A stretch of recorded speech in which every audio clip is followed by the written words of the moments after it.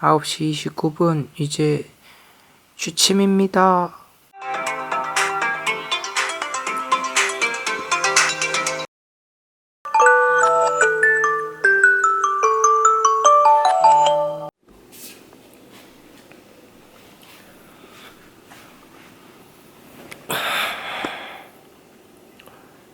삼일째 뭔가 좀 특이점이 온 것 같아요. 그 첫째 날, 둘째 날 촬영도 하고 하루도 진짜 알차게 보내야지라고 하던 그 열정, 그 열정이 사그라드니까 셋째 날은 그냥 자고 싶어요. 그냥 이거 왜 하나 싶은 생각까지 들 정도로 지금 빨리 씻으면 되는데, 빨리 샤워하면 될 것 같은데 그냥 누워 자고 싶어요. 그러면 안 되겠죠? 이거는 제 방에 언제나 붙어있던 대체 불가능한 존재가 되라. 그리고 옆에 또 있어요. 자신과의 싸움은 우리에게 힘을 주는 자연의 섭니다.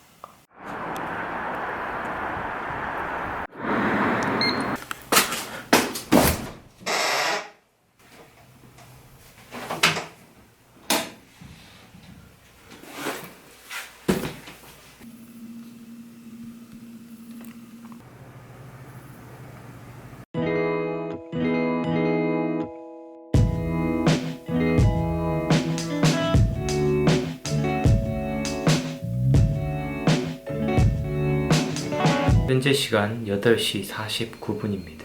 아니, 누가 출근을 하네요. 어서와. 많이 춥지? 진이 담았다. 어서와. 안녕하세요. 카메라가 있는지 모르고 까버렸네. 내가 까부지 말라고 했지. 동글이 알아? 동글꽃? 네. 알아봤어요? 네.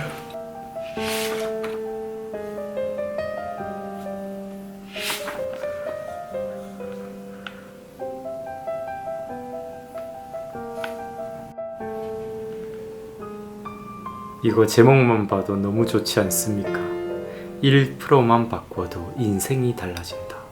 저도 이 제목에 진짜 공감합니다. 제가 항상 생각하는 인생의 성장 방향이 뭔가 엄청난 목표를 잡고 그 목표에 빨리 다다르기 위해서 열심히 한다, 이런 게 아니고 그냥 하루에 할 수 있는 이 하루 단위의 일들을 정해놓고 그 일들을 그냥 해결해 가는 거죠. 그러면서 어제보다 조금 더 나아진 오늘을 만드는 거예요.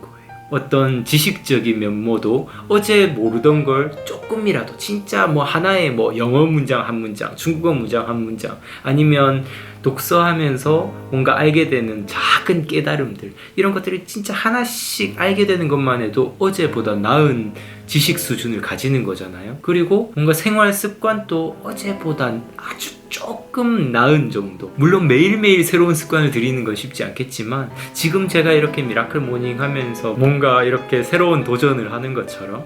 그리고 제가 또 축구하는 걸 되게 좋아하거든요. 그리고 축구 연습할 때도 매일 뭔가 새로운 기술들을 하나씩 익히는 걸 진짜 좋아하는데, 이렇게 어제보다 나은 오늘을 계속 이렇게 만들어 가다 보면 뭔가 결과물들이 하나씩 생기더라고요. 사실 저 같은 경우는 어떤 목표에 다다라야 하는 그런 목표 자체를 아예 잡지 않습니다. 우리 앞일은 모르는 건데 그걸 위해서 하다 보면은 뭔가 큰 목표를 계속 잡아놓고 그걸 위해서 막 열심히 하다 보면 계속 뭔가 실패한 느낌만 들고, 아직도 가지 못했네, 아직도 멀었네, 이런 생각만 들잖아요. 그게 아니라 그냥 하루 기준, 내가 오늘 무엇을 할지를 결정하고 그것을 완수했을 때 얻는 그 쾌감, 그것에만 저는 집중을 하곤 해요. 그래서 이 책의 정말 제목이 너무너무 공감이 가는데요. 이 책은 제가 정말 좋아하는 이민규 박사님의 책입니다. 이분의 책들은 제가 웬만하면 다 가지고 있어요. 특히 진짜 유명한 건 끌리는 사람은 1%가 다르다. 이 책은 이미 너무도 유명한 베스트셀러인데요. 그 책은 인간관계에 관련된 책이라면 이 책은 진짜 성장, 자기 개발에 관련된 책입니다. 같이 책 보는 것도 되게 재밌을 것 같아요. 새로 시작하기에 너무 늦은 때란 없다. 그쵸? 우리가 과거에 살면 안 되잖아요. 아, 그때 했어야 됐는데 라고 생각하면서 지금 현재 하지 않는 것을 합리화해서는 안 된다고 생각을 해요. 특히 저는 나이란 게 어떤 지혜의 증표가 되어야 되지, 무언가 어떤 행동을 하지 않는 것에 대한 자기 합리화의 도구가 되어서는 안 된다고 생각을 합니다. 여기에 관련된 내용이 밑에도 계속 나와요. 성인 남녀를 대상으로 학창시절로 다시 돌아간다면 가장 하고 싶은 일이 무엇인지 조사해봤다. 공부하고 싶다가 66.9%로 1위를 차지했대요. 그리고 실컷 놀고 싶다는 몇 위를 차지했을까? 2.6%로 꼴찌였다라고. 아, 학창시절로 돌아가면 뭘 하고 싶나 라고 했을 때 2.6%가 그래도 실컷 놀고 싶다고 대답을 하긴 했네요. 아, 그때 너무 열심히 공부한 거야. 그래서 좀 실컷 놀고 싶은 분들도 있을 수 있다고 생각을 해요. 그쵸? 아니면 뭔가 어렸을 때 좀 생활이 좀 팍팍해서 친구들과 놀아본 적이 없었을 수도 있고, 뭐 개인 사정이 있을 수도 있겠죠. 여기서 정말 이 말이 무서운 말인 것 같아요. 학창시절로 돌아가면 공부를 하고 싶다고 응답한 사람들은 현재 공부를 하고 있을까? 대부분은 아닐 것이다. 그쵸? 공부를 하고 싶다라고 말하는 건 즉 지금 공부를 안 하고 있다라는 말이잖아요. 그쵸? 그 다음 장에 여기서 또 박사님이 한 가지 이야기를 해주는데 33살의 평범한 샐러리맨이 자신한테 임상 심리학자가 되기 위한 방법을 물었대요. 근데 최소한 석사과정, 뭐 임상 수련과정, 박사과정 총 해가지고 10년 정도 걸린다고 하니까 그 일을 포기해야겠다고 답장을 보냈다고 합니다. 그래서 박사님은 이렇게 이야기를 해요. 원하지 않는 일을 하면서 보내든 정말 하고 싶은 일을 준비하면서 보내든 그는 10년 후에 43살이 될 것이다. 결국 그렇잖아요. 어떤 일을 하든 10년 후에 43살이 되는 건 변함이 없는 것 같아요. 그러면 43살이 돼서 10년 동안에 자신이 좋아하는 일을 걸어가면서 쌓았을 그 경력과 경험과 그런 것들을 누리면서 43살을 누리는가, 아니면 그냥 아무것도 안 하면서 그냥 43살이 되던가, 이 두 가지 중에 어떤 선택을 해야 될까요? 아무리 젊더라도 스스로 시작하기엔 너무 늦은 나이라고 믿는다면 아무것도 시작할 수 없다. 너무너무 공감되는 말이죠. 아래에는 재미있는 실험이 나옵니다. 심리학자 엘렌 랭커가요, 나이 든 사람들이 노인처럼 행동하는 데는 나이에 대한 믿음이 매우 중요하게 작용할 것이라고 생각했다고 해요. 그래서 재치 있는 실험을 했는데 한 집단의 노인들에게요, 지금 20살이라고 상상하라고 지시했대요. 그리고 또 다른 집단의 노인들에게는요, 과거 자신이 20살이었을 때를 회상하라고 요청했다고 합니다. 며칠간의 실험 과정을 거친 이후에요, 지적 기능과 신체적 기능을 측정했는데요, 연구 결과는 놀라웠대요. 자신이 현재 20살의 젊은이라고 상상하면서 행동했던 사람들은 과거 20살 때의 모습을 회상하기만 했던 사람들에 비해 지적 기능이 현저히 좋아졌다고 합니다. 게다가 자세나 걸음걸이와 같은 외형적인 변화는 물론 시력까지도 좋아졌다고 해요. 결국 이 연구 결과가 나타내는 건 우리가 가지고 있는 이 믿음이 우리의 정신과 육체에 정말 막강한 영향을 미친다는 겁니다. 영국의 권위 있는 문학상인 부커상을 수상한 소설가 피넬로프는요, 알코올 중독자인 남편 때문에 혼자서 가족을 부양하느라 50살이 되도록 글을 쓸 엄두를 내지 못했대요. 근데 나중에 부양의 짐을 벗은 후부터 소설을 쓰기 시작해서 20년 동안 12편의 소설을 집필했고 80살로 생을 마감할 때까지 영국 최고의 소설가로 인정받았다고 합니다. 지금 이 예시의 제목은 새로 시작하기에 너무 늦은 때란 없다예요. 이 예시를 보면서 저 피넬로프도 뭔가 천재성을 가진 사람일 거야 라고 이야기를 한다면 솔직히 할 말이 없어요. 자, 마지막으로 이 책의 이 한 단락이 끝날 때마다 저는 이 부분이 너무 좋더라고요. 어린 시절로 돌아간다면 다시 해보고 싶은 일은 무엇인가. 이민규 박사님이 우리가 이제 이런 것들을 생각해 볼 수 있는 시간을 가지게 해주는 거죠. 어린 시절로 돌아가시면 여러분들 다시 해보고 싶은 일은 무엇이신가요? 내가 지금까지 그 일을 시작하지 않은 이유는 무엇인가? 여러분들이 생각했던 어린 시절로 돌아갔을 때 하고 싶은 그 일, 지금까지 그 일을 시작하지 않은 이유는 뭔가요? 그리고 지금 뭔가 새롭게 시작한다면 무엇을 어떻게 할 것인가? 이게 진짜 중요할 거라고 봅니다. 앞에는 분석을 해보는 거죠. 내가 그동안 하고 싶은 일이 있진 않았는지, 그리고 그 일을 하지 못했던 이유는 뭔지, 뭐 생계 때문이었는지 아니면 저처럼 의지 박약이었던지. 저도 진짜 의지 박약인 시절들이 정말 길었고 지금 조금 바뀌어서 조금씩 저의 삶을 개선해 나가고 있는 중이거든요. 저도 29살 다 돼서야 제가 좋아하는 일을 위해서 도전을 할 수가 있었고 지금 이렇게 조금씩 제가 꾸리고 싶은 이 삶을 만들어가고 있는 단계에 있는데, 이 책에서 이렇게 던지는 지금 뭔가 새롭게 시작한다면 무엇을 어떻게 할 것인가, 이 질문에 대해서 한번 깊이 있게 생각해 보면 좋을 것 같아요. 이 책 진짜 좋은 책이죠. 1%만 바꿔도 인생이 달라진다. 진짜 쉽게 쓰여 있고, 그리고 한 달러 끝날 때마다 이렇게 같이 생각해 볼 수 있는 기회도 있어서 한번 읽어보시는 것도 추천을 해드릴게요. 특히 단락이 끝날 때마다 던지는 그 실천 과제들은 그냥 생각으로만 하지 마시고 한번 노트에다가 적어보시길 추천을 드립니다.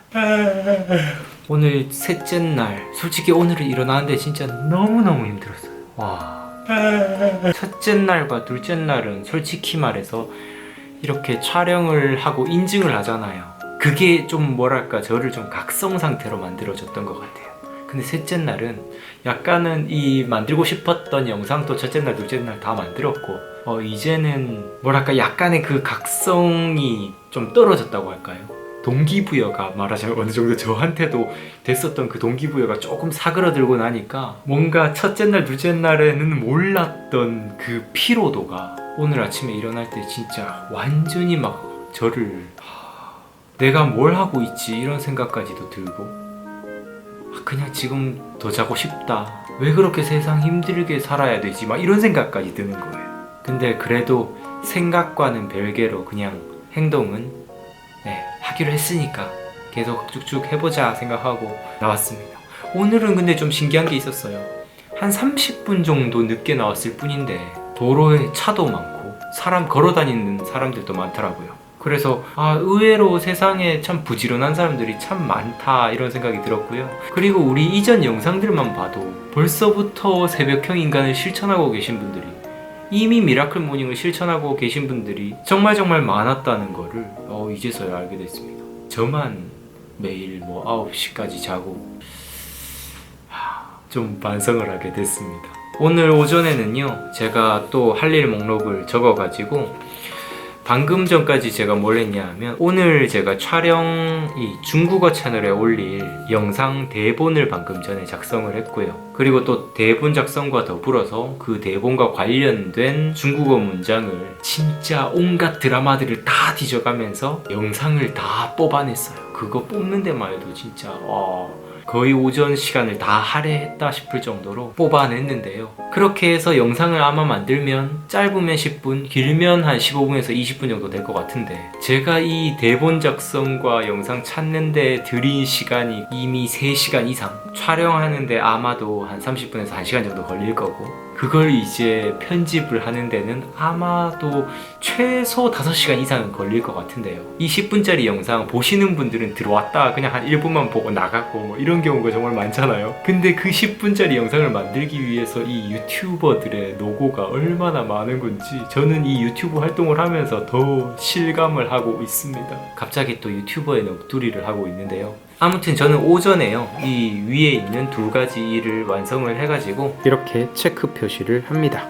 완료했다 하고 앞으로 이제 남은 게 뭐가 있는지 보면서 지금 앞으로의 할 일들을 결정을 해요. 물론 이렇게 계획한 모든 일들을 제가 그날 다 완수하는 건 아닙니다. 이 중에서 우선순위가 떨어지는 것들은 그 다음 날로 미루는 경우도 많아요. 하루를 살아가는데 너무 이런 할 일들을 꼭 그날 다 완수해야 된다고 스스로를 몰아붙이지 않습니다. 이렇게 적은 이유는 반드시 해야지가 아니고 오늘 내가 무엇을 우선순위로 두고 하나하나 일들을 해나갈지 조금 더 명쾌하게 할 일들을 바라보기 위해서 이렇게 적은 거예요. 계획을 짜되 그 계획 안에 갇히지 않는 것, 내가 계획을 이끌어 나가는 거지, 계획을 짜놓고 이거 안 하면은 또 막 자괴감 들고 또 나를 탓하고, 이게 아니고 이 계획을 짜는 활동 그 자체만으로 내가 하루를 어떻게 살아야 되는지 조금 더 명쾌하게 볼 수 있었으니까 이 장점만 누리는 거죠.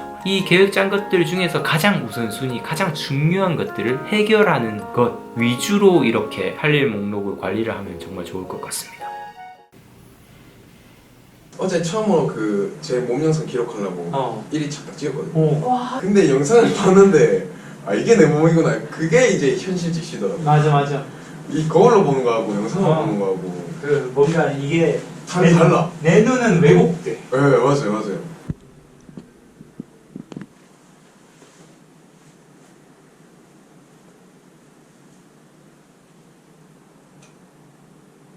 참.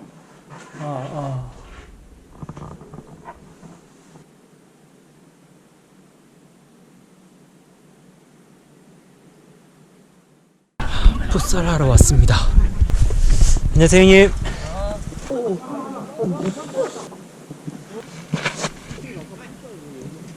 오셨어요? Rồi, dạ.